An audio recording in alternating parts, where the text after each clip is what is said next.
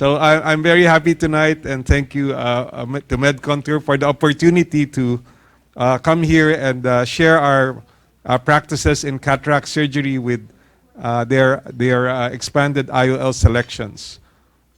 These are my financial interests, and I do receive lecture fees from MedContour. So when I started practicing ophthalmology, cataract surgery was relatively simple. The only problem is, did you put the IOL in the eye, or you did not put the IOL in the eye? But now it's become more complex because we now have many more IOL choices, and this is both a promise and a problem. It's a promise because we now have the opportunity to give patients very good vision, the vision they had when they were 30 years old. But it's also a problem because we are not successful all the time in putting the lens that will make the patients happy. We can have three classes of lenses: the monofocal lenses, the multifocal lenses, and the EDOF lenses. And we will not talk too much about the scientific background of this because Steve Holt has done an excellent job introducing the subject. But basically, despite all of these lenses, we are not able to make 100% of our patients happy. And maybe part of it is our fault because maybe sometimes we're in a hurry in the clinic. We don't spend as much time studying the patients. But also part of it is that the human eye is very complex and we cannot understand all the aspects of the eye at the same time. So for this reason, most practices, we would have several IOLs in order to try to fit the IOL to the patient. And these are the IOLs that we use in our practice, but there are many more good IOLs out there.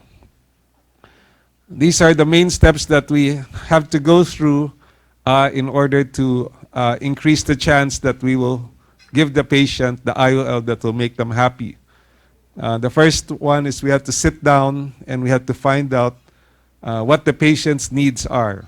Okay, what they do in their work, after work, in their leisure time, and then we can kind of get an idea what lens might benefit them.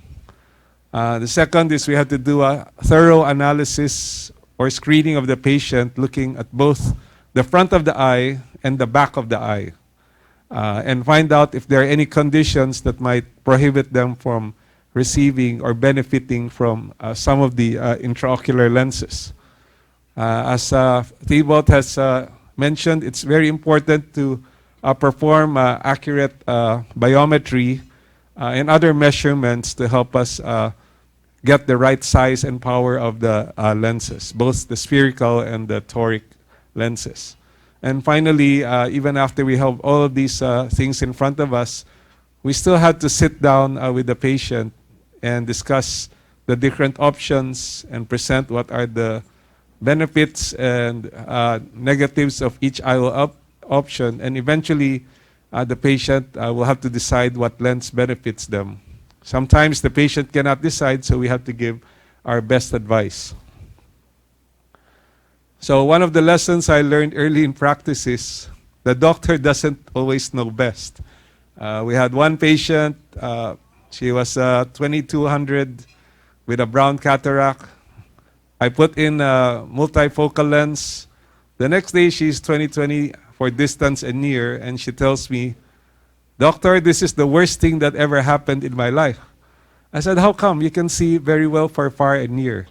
Because her hobby is looking at jewelry, and before the surgery, she was like -7 myopia. And now that I put this multifocal lens, when she looks at her jewelry, she can no longer see the details of the jewelry that she has. So fortunately, she still had the second eye, and in the second eye, I removed the cataract, and I made her -7 myopia, and now she's happy. So the patient will actually know best what's best for them, but it's important for us to listen, listen to patients and understand what their needs are. So we have to do some questions about their lifestyle, their work activities, their tolerance for halos and glare. Somebody who has to drive an hour or two at night to get from their house to their work or vice versa. These patients might not be the ones that we want to put in trifocal lenses. And we can do this face-to-face, or we can train our staff to ask these questions, or we can give them a questionnaire to be more efficient. And I think in the future, probably we'll have AI chatbots to do this for us.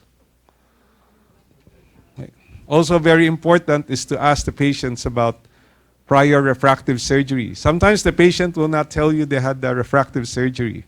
They may just say nothing has ever been done, but only when you look at the topography, then you see, oh, this patient definitely had refractive surgery. So we have to be very aware, and we have to train our technicians that when they make the IOL calculations, they should always ask the patients again, as a safety, whether the patient had laser surgery.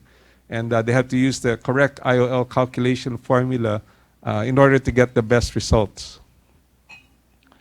So when we're looking at all the data and examining the patients, we look for corneal pathologies, and we look for other areas in the front of the eye which may result in inaccurate measurements or suboptimal outcomes. Like, for example, if a patient had endothelial dystrophy, put in a trifocal lens, you won't get a good result.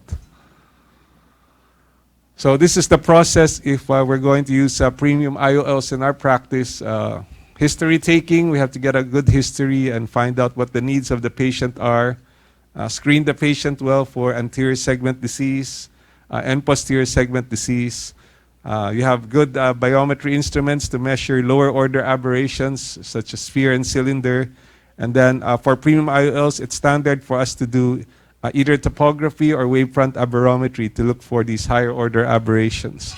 And if the patient has higher order aberration, sometimes this may be correctable. Sometimes the patient just has very bad dry eye, and you can lubricate them and have them come back, and this can improve. Or they might have some other ocular surface pathology that might be curable, such as a pterygium. You can remove this, have the patient come back after a few months, and the cornea may improve well enough that we can give them a multifocal lens. Okay, so once we have all this data, then we choose what lens is best for them. And these are some of the criteria we use. Sometimes it's the available power. As Thibault mentioned, Medicontour has a very wide range of powers, but in this part of the world where we have a lot of highly myopic patients, sometimes you need a +2 diopter. Will you make this for us, customize? Okay, he's not nodding his head. Okay, we have to make sure that there's no pathology. And then at the time of the surgery, we have to assess the patients whether their capsules are intact. Okay. Sometimes the capsule is not intact. There might be a small tear, but we have used the Medicontour lenses even when there are small tears. And once you put the lens in the bag, it's very stable. There should also be good centration of the IOL. And sometimes you have to use a capsular tension ring to help achieve good centration of the IOL and consider the corneal higher order aberrations. This is just a guide, but in our practice, it's a helpful guide. So monofocal lenses, you can use this no matter what the higher order aberration is. Trifocal lenses, we like to have a very low higher order aberration. Usually we want, if it's like a 0.1 to 0.2, the patient has a very high chance of being happy with a trifocal lens. If it's getting close to from 0.2 to 0.3, then we want to have a nice conversation with the patient and make sure their expectations are, in case they're not happy, we might have to change the lens. And if we are not sure, and the patient's somewhere in between, then an EDOF lens is going to be safer than a trifocal lens. And make sure you discuss the possibility that you might have to exchange the IOL in order to make the patient happy. Always for premium lenses, either dilate the eye or at least do a good OCT examination of the retina. And if any of these conditions are present, do not have these patients undergo multifocal IOLs. You could consider a monofocal lens or an EDOF lens. So before the surgery, have a good discussion with the patient. Tell them what are the pros and cons of the different lenses, and then you have them decide what will best fit their lifestyle. These lenses tend to be costly, so we also have to discuss the cost implication of it. And if the patient cannot decide, then it's time that we make a recommendation. Remember, if you tell a patient that they might have glare and halos before the surgery and they have it after the surgery, then it's an expectation. They don't get upset. They knew that that might happen. But if you forget to tell them that they might have glare and halos after the surgery and they have it, then it's a complication. And now you have to spend a lot of time with these patients. And in some countries, you might even get sued for not telling them that this may happen. So we'll just go briefly over the Liberty trifocal lens. You've already seen this slide. There are many lenses out there in the market. And when we were first introduced to the Liberty trifocal lens with the 7 rings, the thought in our mind was, well, yes, this is going to greatly decrease the risk of halos and photic phenomenon that we see with other multifocal lenses. But the question was, will the patients actually be able to read with 7 rings? Okay, there was a time that most of the lenses, they had more and more rings being placed in order to give you greater reading power. But it turns out over time, and we probably implanted 100 of these Liberty lenses already, that we have very good distance as well as near and intermediate vision. So the promise of this lens was met. In our experience, the patients have good visual outcomes as expected with a trifocal lens. And for these 100 patients, no patient has ever come and told me that they would have these glare and halos at night. And some patients, we would deliberately ask them if they see glare and halos, but they don't see it. One of the important advantages of this lens is that it's very pupil dependent. Okay, so we know that when we try to look near, like when you're looking at the food in front of you, you're accommodating, your pupil will become smaller. Okay, so when your pupil becomes smaller, the Liberty lens then devotes more light towards near vision. So this will help you see the food that you're eating. But when you're looking at a far distance, when you're walking or driving, then the Liberty lens, the pupil gets larger, and then the Liberty lens then allocates more light towards a distance. Okay, so this is a nice feature that allows you to optimize the light for near work and distance work. The other lenses also follow the same principles, but not as good as the Liberty lens. So for near, it probably has the highest allocation of light for near vision. And it also has probably the highest allocation of light for distance vision. So it maximizes the light for the patient's activity. So for near vision, you can see that the Liberty would allocate 40% of the light, and then for distance, 79% for distance. So it's nice to have this feature that helps patients maximize their vision under different lighting conditions and different activities.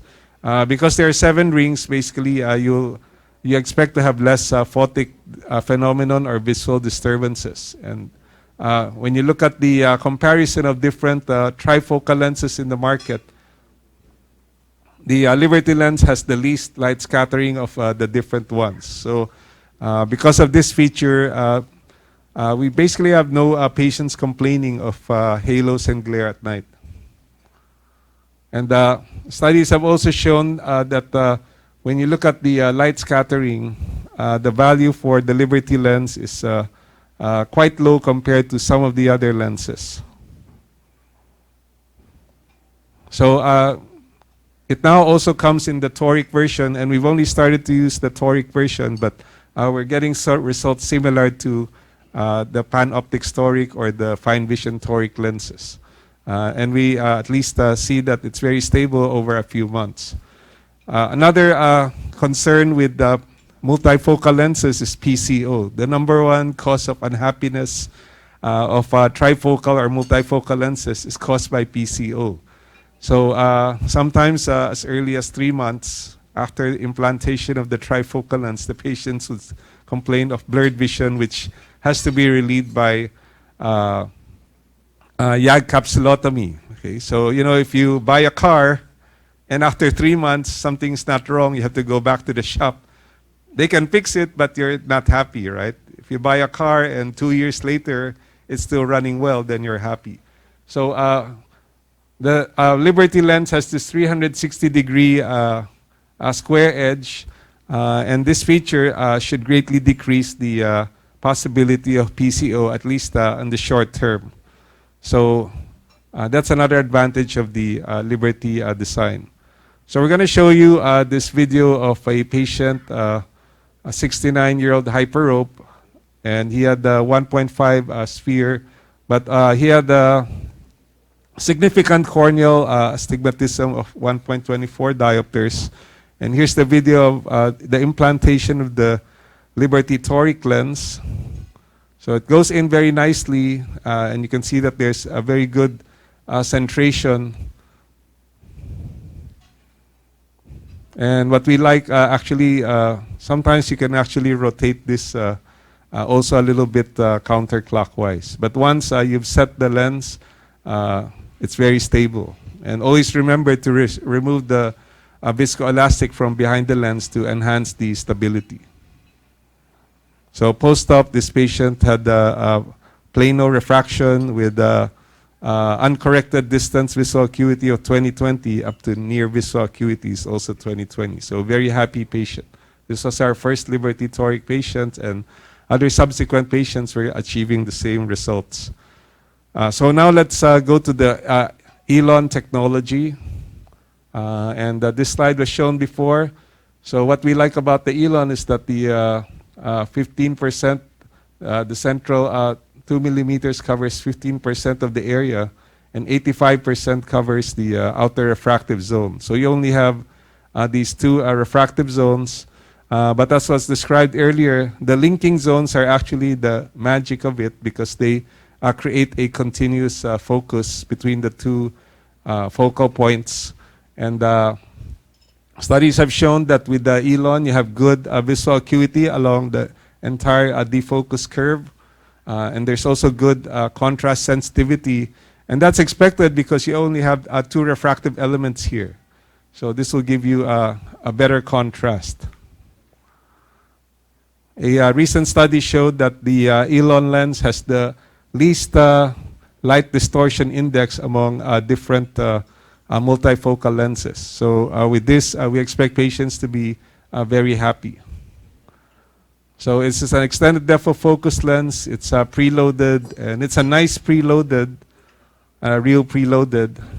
In our experience, there doesn't seem to be any difference between the visual outcomes and refractive outcomes of ELON versus the Vivity lens. The design seems to be very robust, and the spheric optics gives us better night vision and fewer visual disturbances. So this chart just shows us how we recommend patients for Liberty and the ELON lens. So we started using the Liberty lens some years ago, and it has a very good multifocal function. So for patients who find that it's very important to read, we would recommend the Liberty lens. Now in the Philippines, in my practice, about 60% of patients are Huaqiao. Okay? And just like here in Taiwan, we read the traditional Chinese characters. Okay, so in the Philippine Tapao, we're using the traditional Chinese characters, not the shortcut. So these patients, they really want to have good sharp vision up close. So for these Huaqiao, we would recommend the Liberty lens. Okay. But we also want to evaluate what is the personality of these lenses. If the patient asks you, if comes to you with the notepad with 50 questions about the surgery and the lens. We don't want to put the multifocal lens for these patients. Make sure that they don't have ocular pathologies. And if you're going to do a refractive lens exchange, start with patients who are hyperopic. Hyperopic patients are the ones who are most happy with presbyopia correcting lenses, because before the surgery, the far things are not clear. The near things are even worse. After the surgery, both improve. And even if it's not perfect, these patients are happy. How about for the ELON? What group of patients would we recommend the ELON to? So for these will be patients where reading documents or newspapers is not important. So these patients tend to be younger. They get their information from looking at their mobile phones, their tablets, their desktops, their laptops. So they're not so much, it's not so important for them to be able to read up close. If they're very demanding, if they, you think they would be upset if they would see glare and halos, then you would recommend the ELON over the Liberty. And for anyone with any of these pathologies that might compromise their vision, we would stay away from the Liberty and recommend the ELON lens. So let's look at some examples from our practice. One of the things that we like very much about the ELON lens is the preloaded. Okay. So we've had other IOLs in our practice where it comes in a preloaded form, but sometimes we wish that they did not preload it, because it actually gave us more headaches in the preloaded format than in the manual loading format. But the ELO one they basically made it foolproof for you to load and insert this lens. Okay. So the first foolproof thing is you just put the viscoelastic through this hole here. Okay, and as you put it, you can see that the viscoelastic will fill up the space. Okay, so now this gives you an idea you put in enough viscoelastic. The second foolproof thing is closing that cartridge by rotating this until it clicks. Okay, so if you do this, it's a lot easier than trying to close a cartridge, because you have greater surface area to manipulate that cylinder and close it. And then you remove it, you remove the safety, and then you remove the cartridge. And now you're ready to insert the lens. So you insert the lens a little forward so that the viscoelastic will sort of reach almost the tip of the cartridge. And then you wait a few seconds before inserting the IOL into the eye. So in my practice, normally what I do, when I'm already removing when I finish removing the epinucleus and I'm starting to do the IOL, by this time, I'm sure that my capsule will not be damaged anymore. So then I tell the nurses to start preparing it. So the nurses find that preparing this lens for injection is very easy and foolproof. Even if their eyes are not so good, they're able to do it. So that by the time it's ready, I've already cleaned up the cortex, and 30 seconds have passed, and I'm able to place the lens in easily. So here's the insertion of the ELON lens. It goes in very smoothly. Then when it's inside the eye, you just have to tuck the trailing haptic into the bag and then remove the viscoelastic. And you can see there's very nice centration of the lens. It easily centers in the eye. Okay, so here are some cases. This patient is a 62-year-old. She's had myopic LASIK some years ago, and now she wants spectacle independence. She's complaining that when she drives at night, there's some glare and halos. Her cataracts are quite minimal. We could actually even obtain 20/20 vision at night, but she didn't have very good intermediate and near vision. Looking at the eye, apart from the LASIK, she had normal anterior and posterior segments. When we did the topography, you can see that she had a significant amount of higher order aberrations. So this patient, we wouldn't want to put a Liberty lens, because this patient, because her prior LASIK, she might have poor contrast and visual disturbances. So we recommended that she get the ELON lens, and she was very satisfied with the results.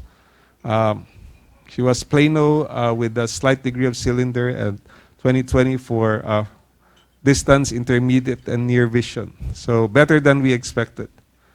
The second case is actually a doctor, and about a year before, he felt something flew into his eye while he was walking.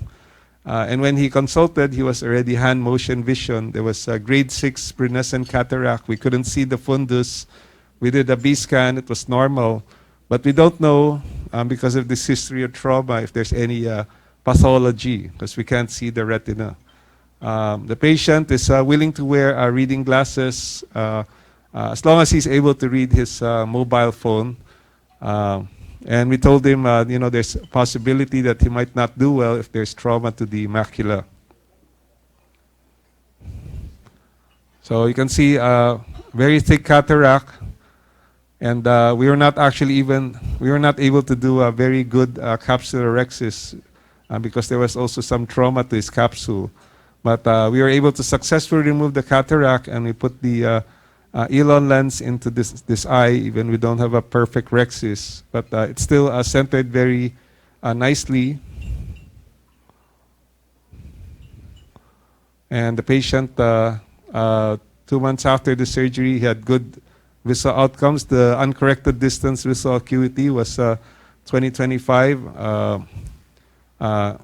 good intermediate 20/30, and decent near vision of 20/40. We had purposely targeted a little myopia in this patient to help him read his cell phone. Okay, and this last case of the ELON lens, this is a 64-year-old female. She's hyperopic. She had mild diabetic retinopathy, and she wanted to get rid of her glasses. So she was plus 3.5 SPEAR, moderate visual impairment. We did the IOL master, and one of the nice things about the IOL master is it does give you this B scan of the fovea. And when we looked at it, you can clearly see that the fovea is thickened. So we know this patient probably has some amount of diabetic macular edema. So we told the patient she may need to get treated after the cataract surgery. But we think the cataract is the main cause of the poor vision. So after discussing this with the patient agrees to have the cataract surgery, and we implanted the ELON lens because there's a retina pathology. We don't want to put a trifocal lens. At the end of the surgery, we gave the patient intracameral dexamethasone. Next day, the patient's vision was good, very happy. 1 month later, the patient's vision deteriorated, now very unhappy. But we reminded the patient of our conversation.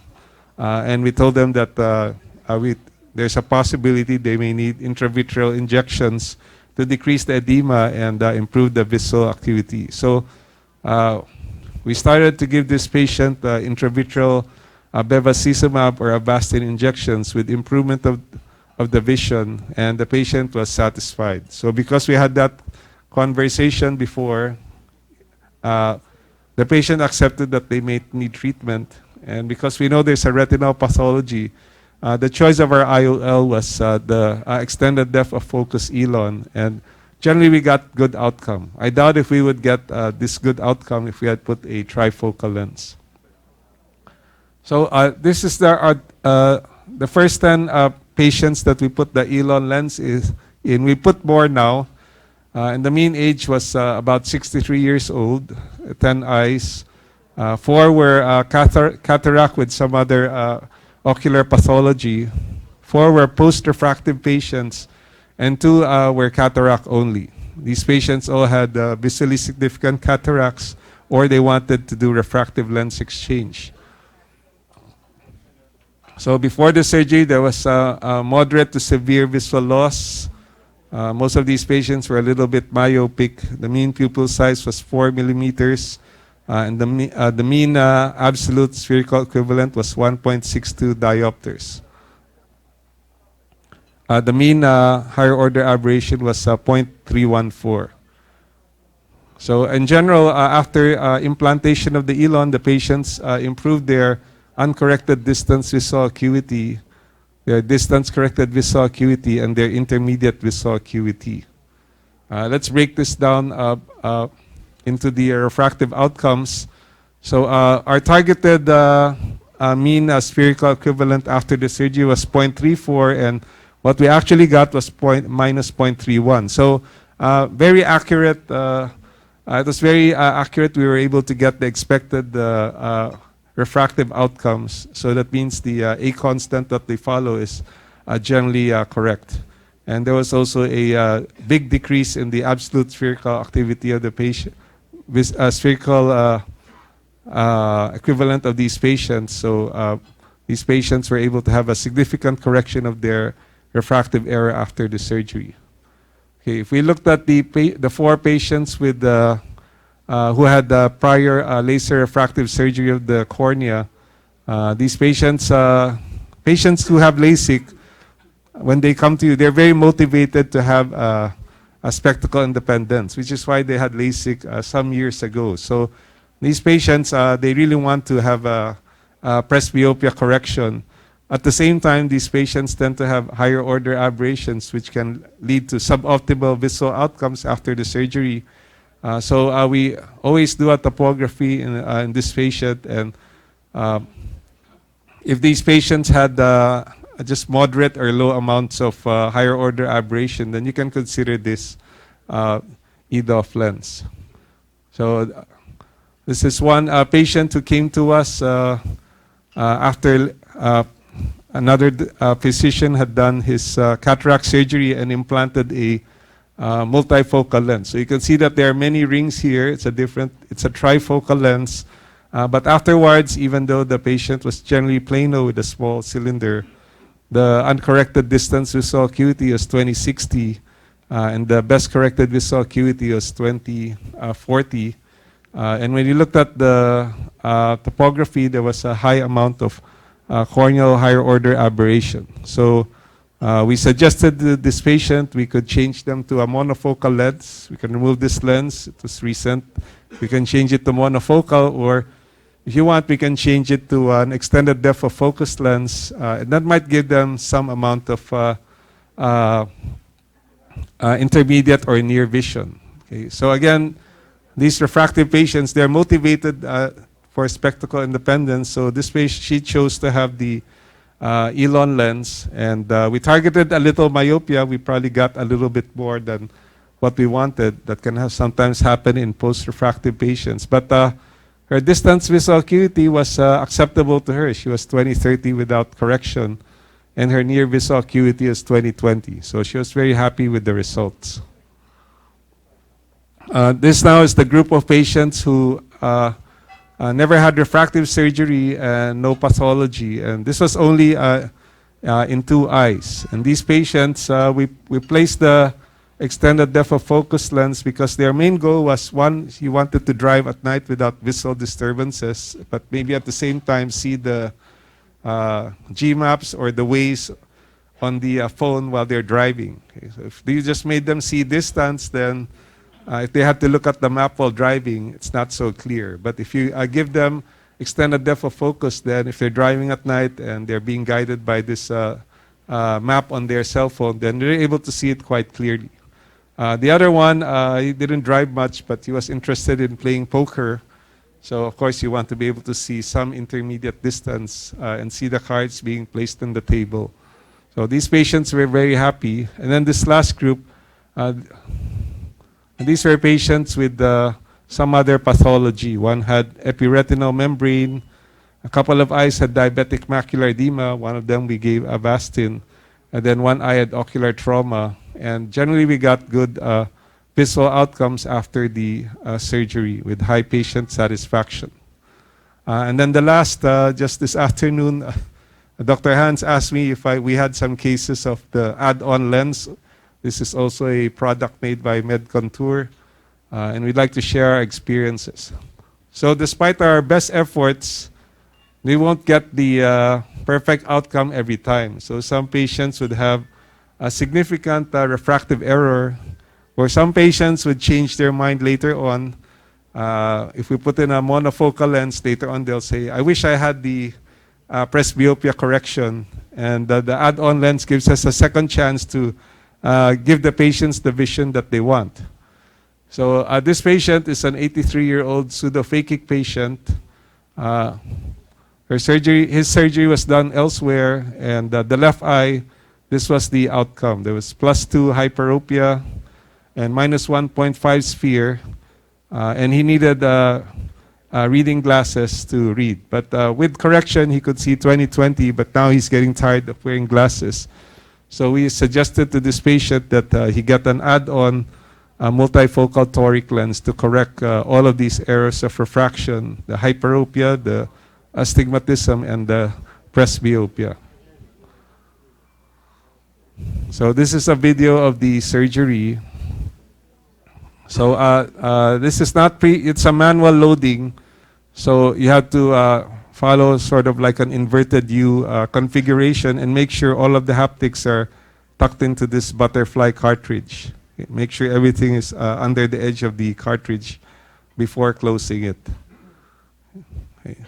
This is practically the easiest surgery you can do because there's already an IOL there and there's a stable platform. There's no chance of you damaging the capsule or getting vitreous loss because the cataract surgery has already been done. So what you just have to do is put this into the anterior chamber, or you can even try to put some of the haptics already in the posterior chamber. And then after the IOLs inside the eye, you use a Sinskey hook to tuck the 4 haptics behind the iris. It's very well designed because the 4 haptics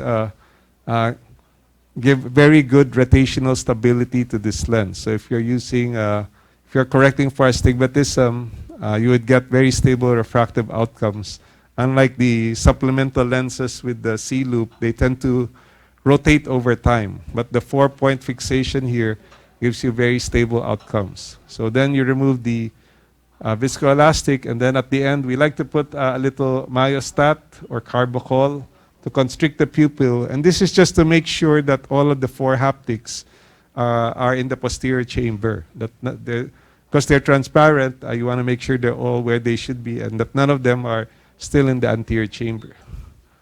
So before the surgery, +2 hyperopia, -1.5 cylinder, and needing +2.5 reading glasses. After the surgery, the OS, without correction, 20/20 vision, and he could see 20/25 without correction. So he was very happy with this result. A second application is for high myopes. So, high myopes, like if you're -6, -7, they like to read up close. If you put a trifocal lens, they cannot read up close, they have to read farther. Sometimes these patients are unhappy. So when we encounter these patients, we would suggest to these patients that the first eye, the non-dominant eye, we would put in a trifocal lens. And if they're happy, then the second eye will also put in the trifocal lens. But if they're not happy with the trifocal lens, if they want to read closer, then the second eye, we will do the surgery in 2 steps. The first one is to put in a monofocal lens to give them good distance vision. And then we would put in the add-on Charioth macular lens, which gives you something like a +6 reading power, so they could read up close. So this patient, he had the refractive lens exchange 10 years ago. And now he's 50-something, and now he's starting to dislike wearing reading glasses. So we suggested that since he was highly myopic before, that we put in a Charioth macular lens to give him a good reading vision. So it's the same injection method. So after loading it into the butterfly cartridge, you insert the lens. Again, this is one of the most relaxing surgeries that we do because you have a nice, safe platform there. The first IOL protects the capsular bag, and it prevents vitreous from coming forward. So those risks are eliminated. You just have to make sure that all of the 4 haptics are tucked in. If you're not trying to correct astigmatism, then it doesn't really matter where what the orientation of these haptics are. And at the end of the surgery, again, put some myostat to constrict the pupil just to make sure all 4 haptics are in the posterior chamber. So this patient, after we add on the Charioth macular lens, now without correction, he can see 20/20 without need for reading glasses. So all of these IOL advances give us now more and more options to give patients the kind of vision they want, but it places a lot of pressure on us doctors. We have to be more vigilant. We have to spend some more time with these patients to understand what the patient's needs are and to screen patients who may not benefit from a certain type of lens. MedContour has given us 3 very powerful lenses that can help our patients achieve the lifestyle and the vision that they want. We just have to be aware that not all of these patients can benefit from all of these lenses. So add some chair time, gain the trust of the patients, and if all doesn't go well, there's a part 2. You could always put in an add-on lens to correct the problem later on. So thank you very much for your kind attention.